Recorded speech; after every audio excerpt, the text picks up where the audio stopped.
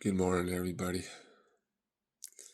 Hope everybody's doing well and life is treating you good. This subject or topic that I want to talk about is really sensitive, and it's not talked about a lot in society and in families and just in the community in general. It's a topic that's very raw and emotional. It's a topic that needs to be talked about more because it's becoming a real um, problem in society. And we need to discuss it as families, we need to discuss it as a community. Um, the government needs to talk more about it too, also. There needs to be more awareness and understanding of it, and just spend more time focusing on it because it's become a real um, problem that just gets ignored. We don't hear a lot about it because the media and just government in general or municipalities, they just don't talk about it a lot, and it's not known. Um, I was just looking up some stats in my area alone, and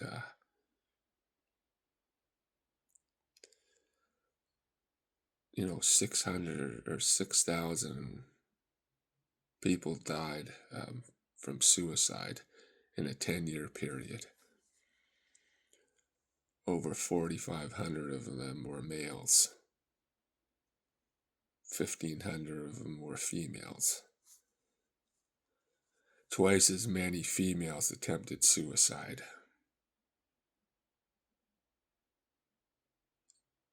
Children from the age of 10 to 24,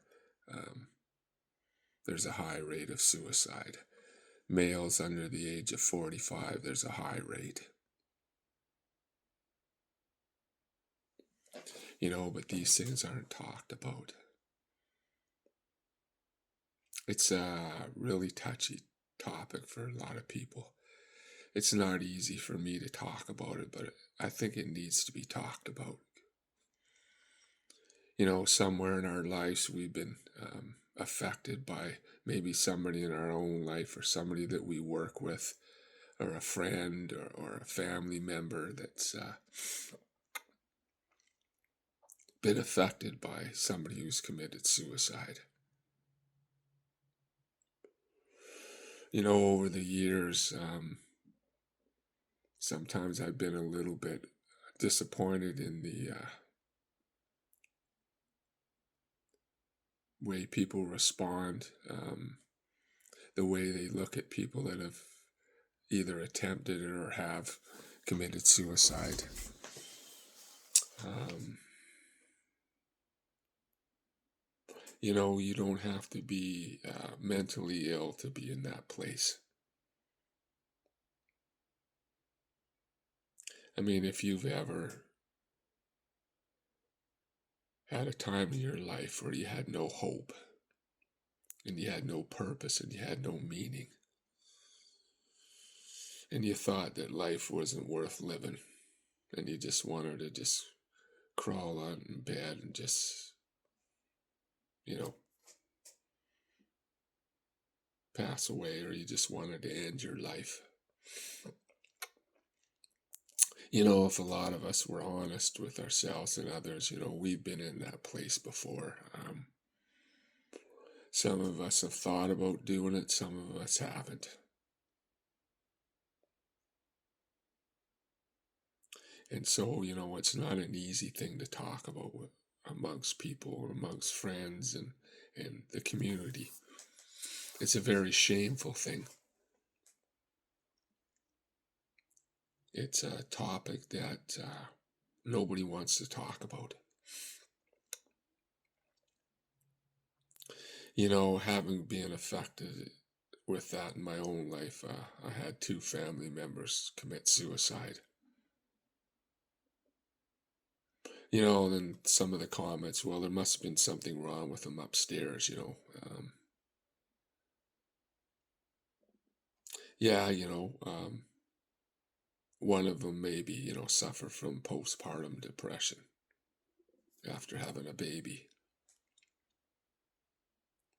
So I can understand that.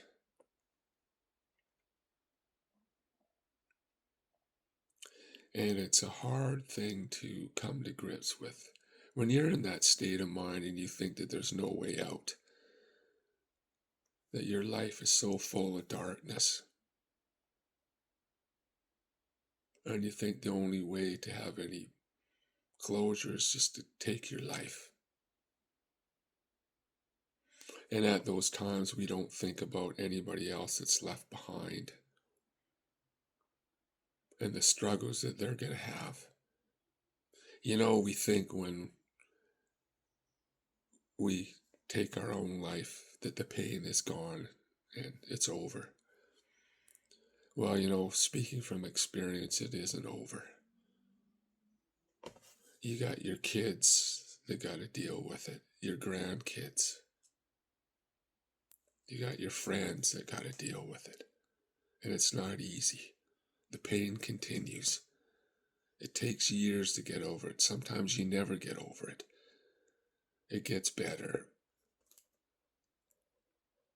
But you still miss that person, and it still hurts that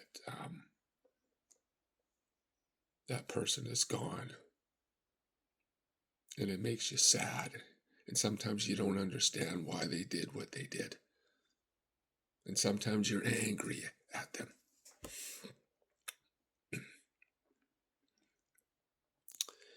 Just last week, I had a young fella that I know. The week before, he lost his mother. Then the following week, he lost his dad. His dad committed suicide. And I felt so bad for this guy. And having been in a situation like that before, I have a better understanding. But more men take their lives than women. More women attempt, but they don't always succeed.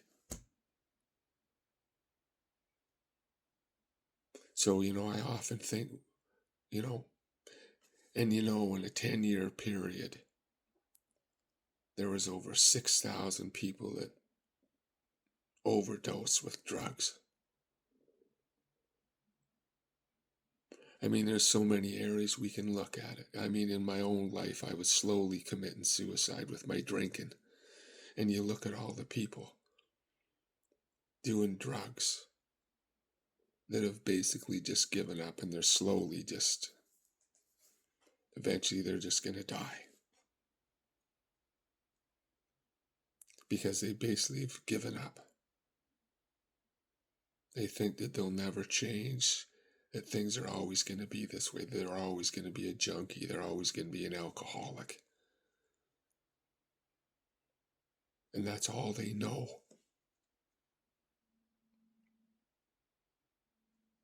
Well, I'm here to tell you that that's just a lie from the pits of hell.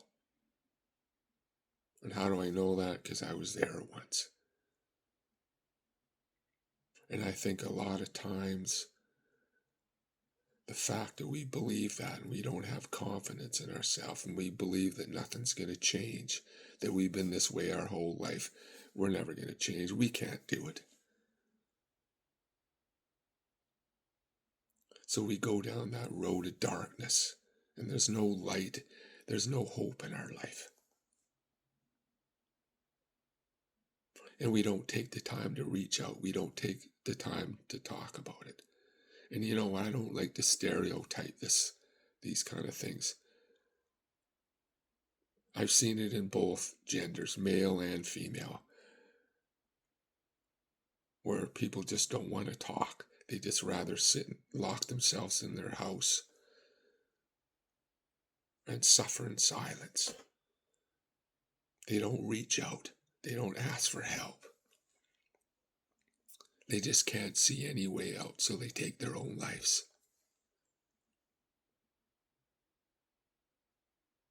So, as families, as society, what do we do about this? What are we doing about it? How are we helping these people? Yeah, they have to learn how to help themselves, but sometimes they don't know how.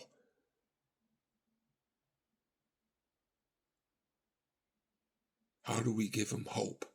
How do we give them purpose? If you know somebody right now that's going through that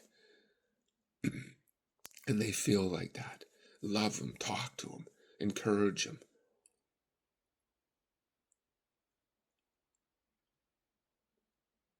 And if you believe in God, tell them about God and how God changed your life.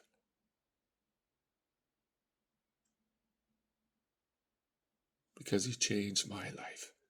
I was in that place one time in my life where I saw no way out. I thought, what's the sense of going on? I've lost everything. I didn't have a job, didn't have a place to live. I lost my family. But I got through it. At times when we're going through those moments, we think we don't understand. Sometimes we're angry at God, or we're angry at a family member, or we're just angry in general. And we have no understanding why we're going through these things. But that isn't a reason to give up. Because some of us are parents, and some of us got grandchildren. And our kids are going to suffer. Our grandchildren are going to suffer. And you're going to pass a legacy on to them that's not a good one. And they're going to think, well, why did my grandpa do that? Why did my grandma do that? Why did my uncle do that? Or why did my brother and my sister do that? And they carry that with them for the rest of their life. Or you could be one of those people that find that person.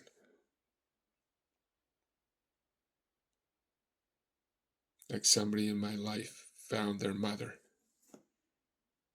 found their nephew, or found their dad hanging from the rafters. Just think what they got to go through for the rest of their lives. I know you probably wonder why I'm talking about this. I'm talking about it because I care and I've been through it. And it's a very painful thing, but it's a real thing that we need to address. Because every day we have struggles. Every day I wake up and I have to think of one thing that I'm grateful for in my life.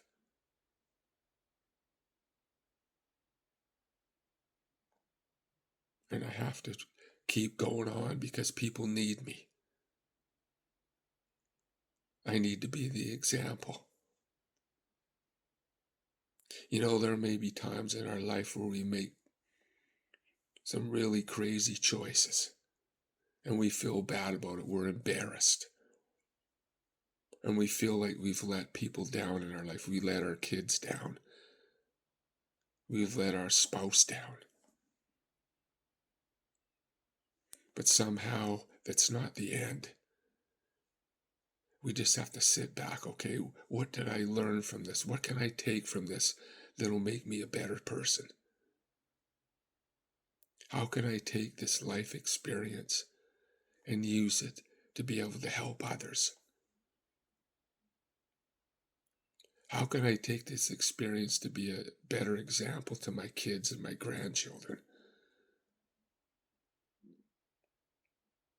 People, I make mistakes every day, and I'm not perfect. And there are a lot of days when I'm ashamed of myself, the way I've responded. But life is tough, and sometimes we get stressed out dealing with finances, not having a job, or the way the world's going, or our kids are addicted to drugs, or whatever it is. And we have to find ways to stand and walk with each other and help one another, and to encourage those people and show them that life gets better. And this is just a season in your life that will pass. And that if we can just take what we've learned from it and share it with others and grow in our own lives.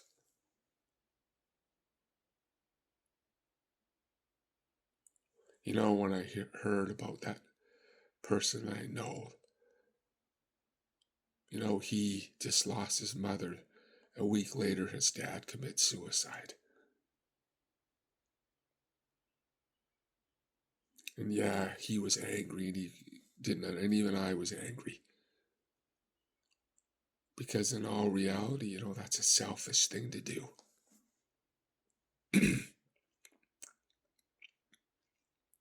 Because, like I say, the pain doesn't end. Now he's got to deal with it. His kids got to deal with it. They got to carry that pain. Now if we could have got to that place where we asked for help and we cried out and said, I need some help.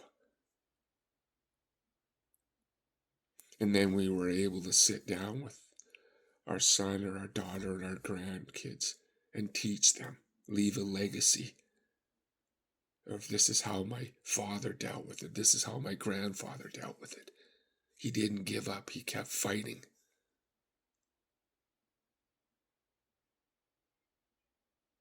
So when those kids or the son or the daughter go through that period in their life where they figure there's no hope, that they could say, oh, this is what my grandfather, this is what my dad did, or this is what my uncle or my aunt did, or this is what my sister and brother did.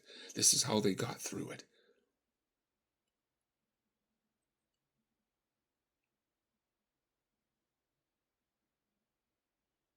I look at it. Children from the ages 10 to 24, that's the highest rate for suicide. 10-year-old kid. And men under the age of 45.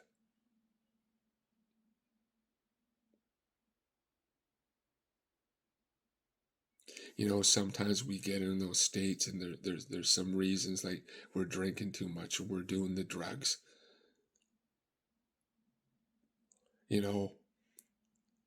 Most of my life I was slowly killing myself with the booze. And I hate using that word. Forgive me, or those people that are slowly doing that with the alcohol or with the drugs. Why is that? Why are they doing that? First of all, some of them may have had hard upbringings and they don't know how to deal with it. So how can we help those people deal with that? How can we make them feel good about themselves? How can we give them hope? These are the kind of questions we need to ask ourselves as a family, as individuals, as a community, as a government. And what hope is there? Where does the hope come from?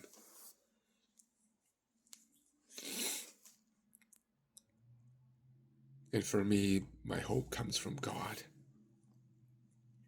And I believe that's the only hope we have.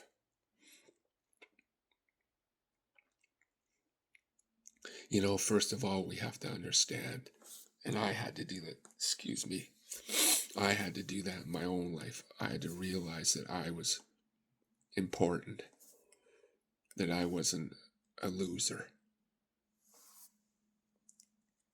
and that my life had some value, and somebody loved me, and that I have a purpose in my life. These are the things that we have to teach people to find out who they are, find out their purpose, give them some meaning. Because without that, we have nothing.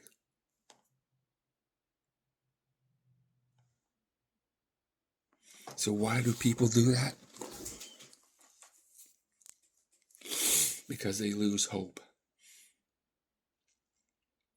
Some of them have mental illness.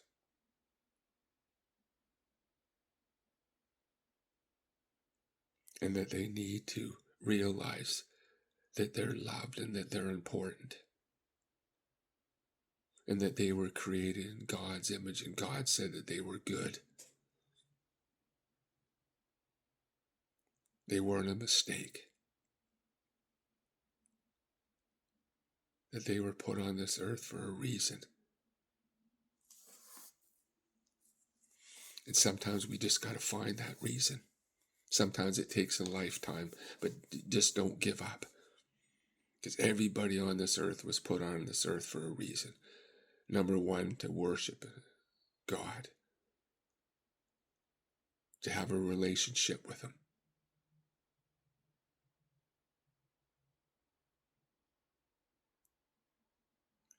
So, these are the things that we need to talk about. Because you know what? The world isn't going to get any better, but we got to learn how to deal with these things.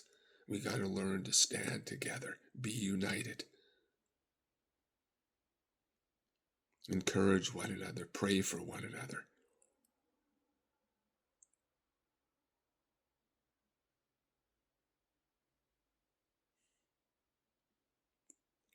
Because there's a reason why I do what I do. There's a reason why I went through what I went through. And I was sharing with this person the other day that lost their father. I said, there's a reason why you came into my life. And that reason is that I've experienced it. I've lost 2 family members to suicide.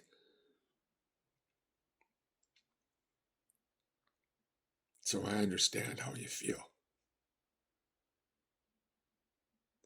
So there's a reason why I went through these things. And right now, you probably find it hard, but there'll come a time when you're going to be able to talk to somebody about it, maybe be able to help somebody, to walk with them, encourage them.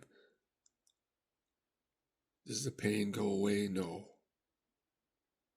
It just gets lighter, but it still hurts every now and then. You think about those people that you lost, and you miss them.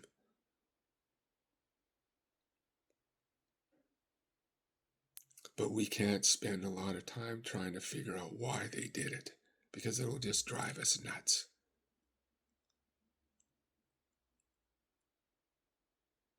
We got to look at it and say, okay, what can I do to help myself get through this?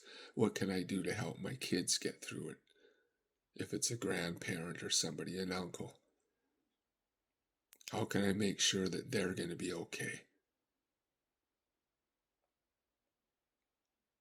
Trying to understand why people do the things that they do, it's just going to drive us crazy.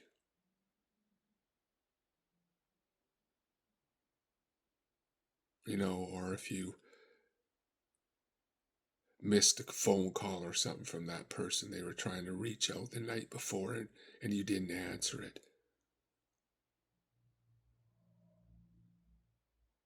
You have to come to grips with that and realize that you got to deal with that. It's not your fault.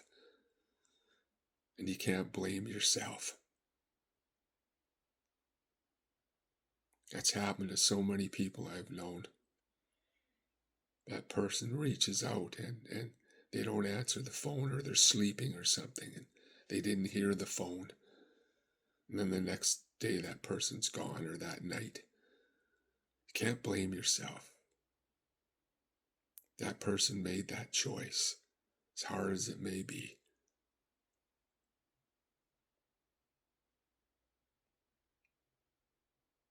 One person's too much. But 6,000 people in a 10-year period. It's too much.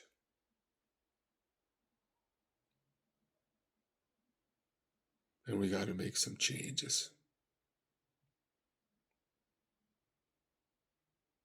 You know, we all need to be aware. We need to have more knowledge and understanding of these things so that we can help somebody or help ourselves to understand it.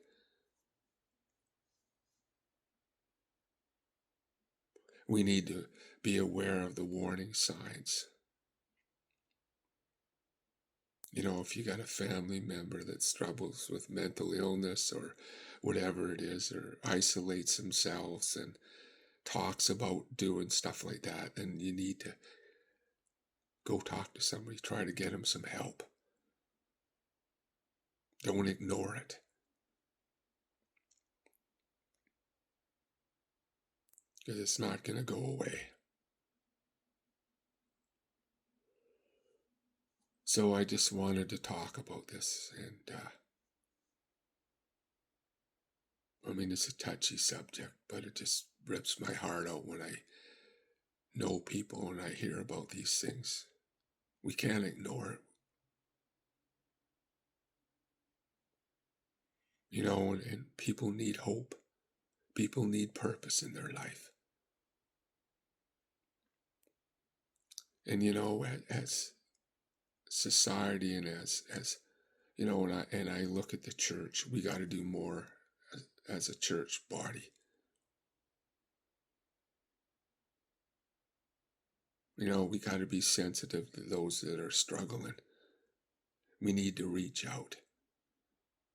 We need to phone them. We need to get together with them and have coffee. We need to text them and tell them how much we care about them. You know, do you ever get those days where somebody that you know that's struggling, they come to your mind? Well, you need to phone them. There's a reason why that they're coming to your mind. Or you need to text them and say, hi, I'm thinking about you. I hope you're okay. If there's anything I can do, please get a hold of me. I care about you. Because, you know, I've ignored that once in my life and it didn't turn out good. So every time that a person, a friend, or an acquaintance comes to my mind, I text them to see how they're doing. You know, I had a friend. I woke up one night and something said to me, you know, they're struggling. You need to contact them. So I can't remember if I phoned them or what or texted them, but at that moment that I had that tug in my heart, they had a revolver to their head and they were going to blow their brains out.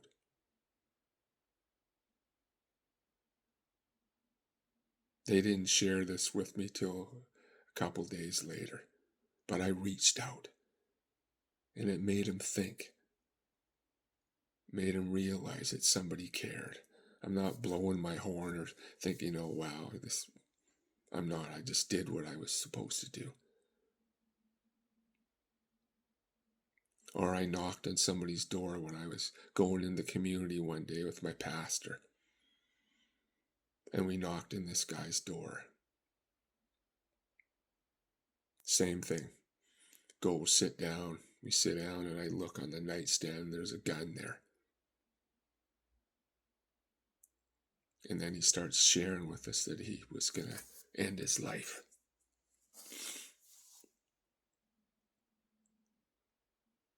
So, you know, we need to make ourselves available for one another. We need to take the time to be part of those people that we care about's life. We need to let them know that we care. Because you don't know what they're going through. We don't know what one of our co-workers is going through. We don't know what our neighbor's going through. We don't know what a family member's on, because a lot of people don't talk about it. They just suffer in silence. And then they may talk about it. So when they do talk about it, you need to go find them some help. You need to take it seriously.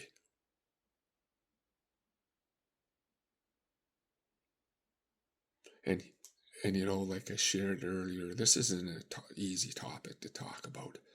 People will probably say, well, Randy, why are you talking about this? Because it's important. It's happening too much.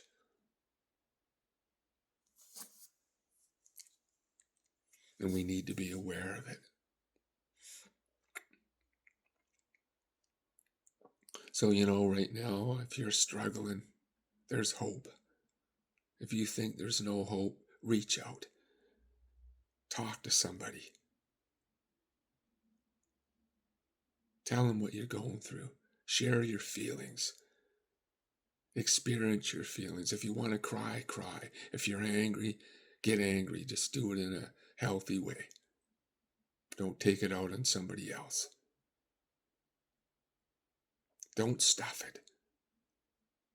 It's the worst thing you can do. Talk about it. Let people know what you're going through, what your struggles are and your concerns. Or if you're thinking about doing something like committing suicide, talk to somebody. Life gets better.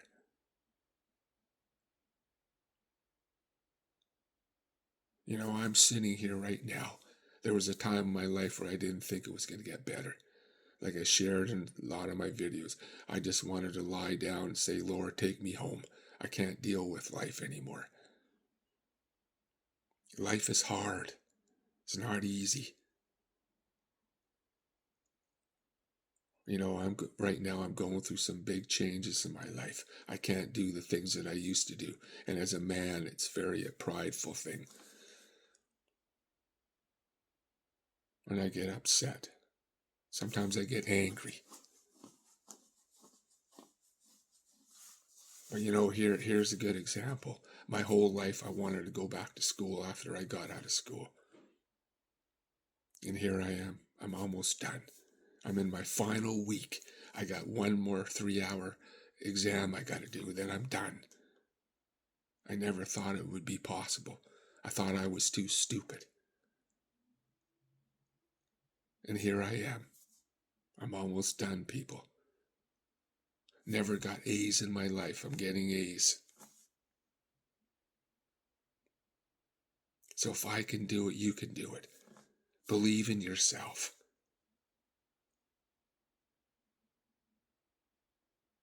That's all I had to do is believe in myself.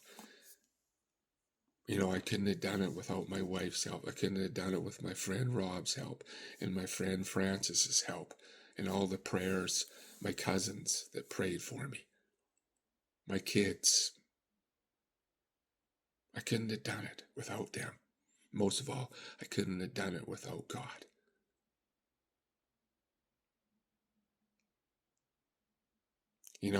I make some pretty terrible mistakes.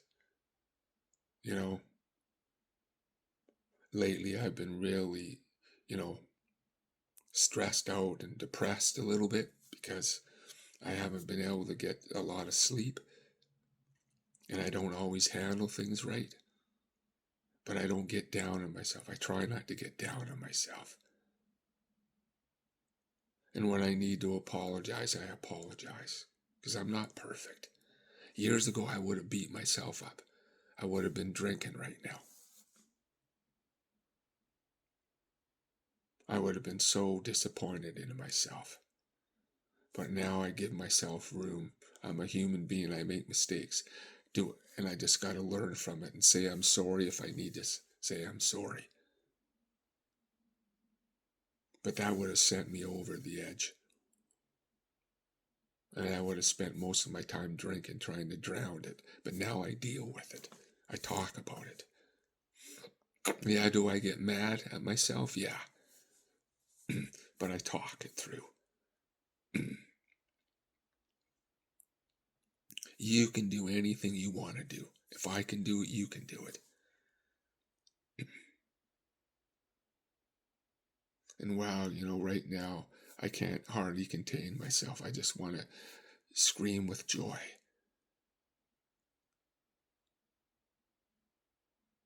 that I did something. I went back to school at my age.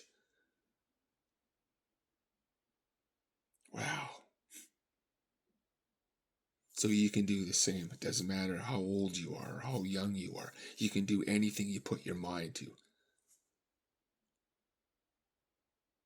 Sometimes we get down on ourselves. Sometimes it gets so bad that we think the only way we're going to get through it is just end our lives. But that's just a lie.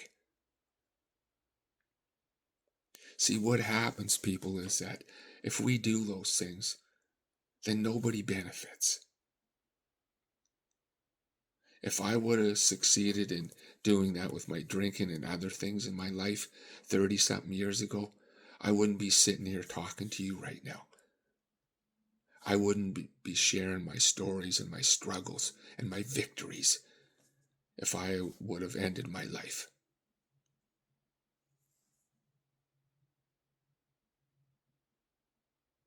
So there's a purpose for everything. You may be in a storm in your life right now and you think there's no way out. Just cry out to God. Ask Him for help. That's all I had to do. I just said, Lord, I surrender. I can't do this on my own anymore. I'm making a mess of it. All I want to do is lie down and just say, Lord, take me home. Because I felt like such a failure as a father, as a husband, as a human being, as a Christian. I felt like a failure. Do I feel like that at times now? Yeah. But I deal with it differently. I don't allow it to define who I am. I know who I am. Do I have my struggles? Yeah. Am I perfect? No. But all in all, I like who I am, and I always strive to be better. A better father, a better grandfather, a better husband, a better friend, a better boss.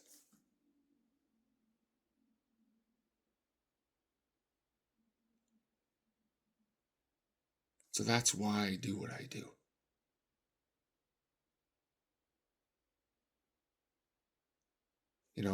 Because I know what it's like to feel like you're not loved and nobody cares. Growing up in a family where your parents were supposed to love and protect you and they didn't. They abused you and whatever else they did.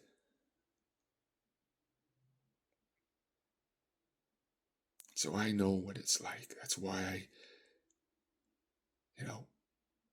I go on about what I go on about. Because I just want people to know that there's hope. And how do I know that? Because I've been through it. And like I said, in my wildest dreams, I never thought that I'd be able to get through this school. When I first started, I thought there's no way I can do this. I'm too stupid.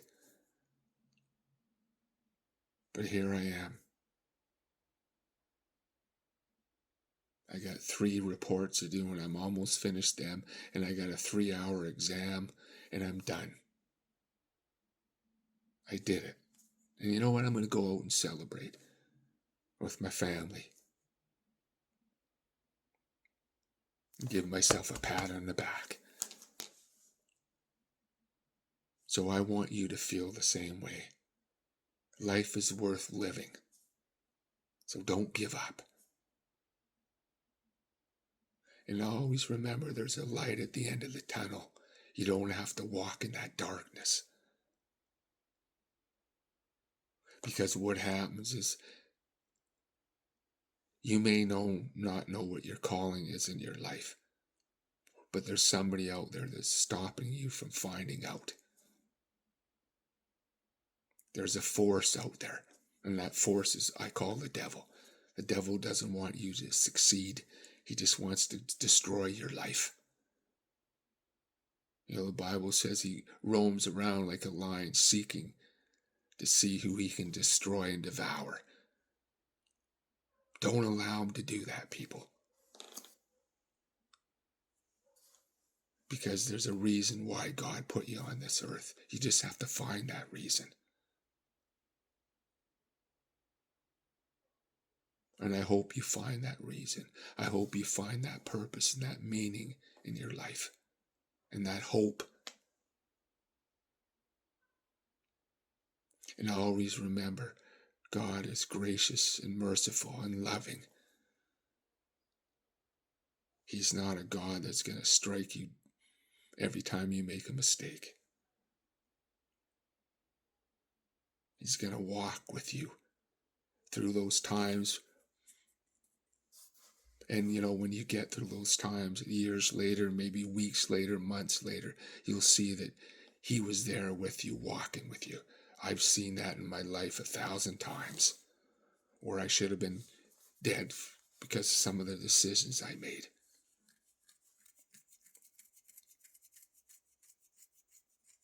So don't give up, people. Just fight. But remember, don't fight on your own.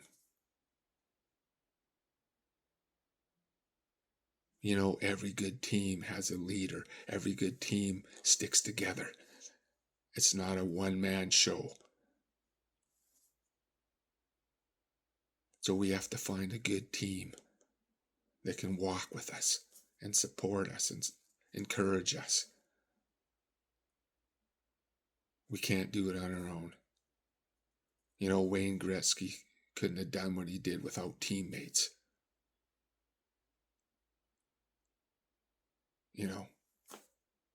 Connor McDavid, same thing. All these great athletes, they had a team beside them. They did it together. They won that championship, not just one person, but the whole team.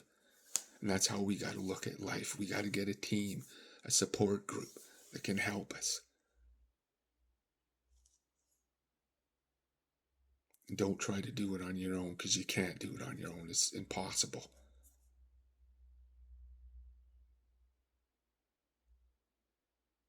So I thank you for taking the time to listen. And if you do have somebody in your life that that's struggling, get them some help. Phone the crisis line.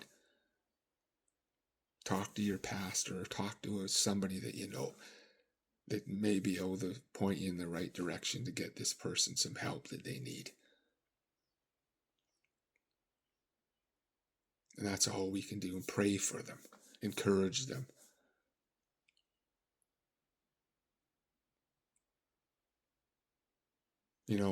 Till we meet again, people, may you feel the love and God's presence in your life. May you feel his loving arms around you. In Jesus' name.